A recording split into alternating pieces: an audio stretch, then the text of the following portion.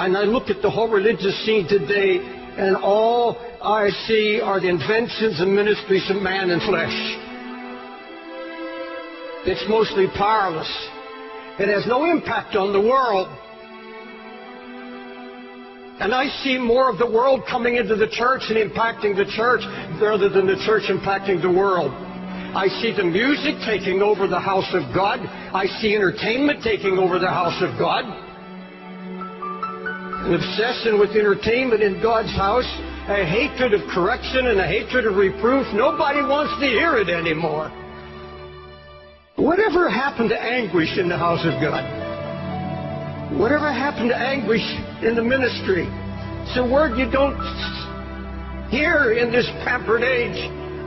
You don't hear it. Anguish means extreme pain and distress. The emotion so stirred that it becomes painful. Acute, deeply felt inner pain because of conditions about you, in you or around you. Anguish, deep pain, deep sorrow, agony of God's heart. We've held on to our religious rhetoric and our revival talk, but we've become so passive. All true passion is born out of anguish. All true passion for Christ comes out of a baptism of anguish. You search the Scripture and you'll find that when God determined to recover a ruined situation, He would share His own anguish for what God saw happening to His church and to His people. And He would find a praying man, and He would take that man and literally baptize him in anguish. You find it in the book of Nehemiah. Jerusalem is in ruins.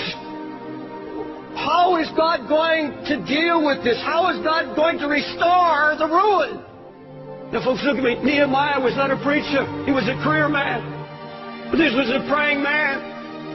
And God found a man who would not just have a flash of emotion, not just some great sudden burst of concern and then let it die.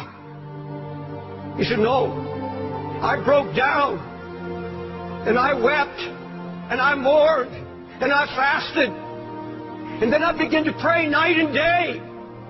Why didn't these other men, why didn't they have an answer? Why didn't God use them in restoration? Why didn't they have a word? Because there was no sign of anguish. No weeping. Not a word of prayer. It's all ruin. Does it matter to you today? Does it matter to you at all that God's spiritual Jerusalem, the church, is now married to the world? That there's such a coldness sweeping the land? Closer than that, does it matter about the Jerusalem that's in our own hearts? The sign of ruin that's slowly draining spiritual power and passion, blind to lukewarmness, blind to the mixture that's creeping in. That's all the devil wants to do, is get the fight out of you and kill it. So you won't labor in prayer anymore. You won't weep before God anymore. You can sit and watch television and your family go to hell.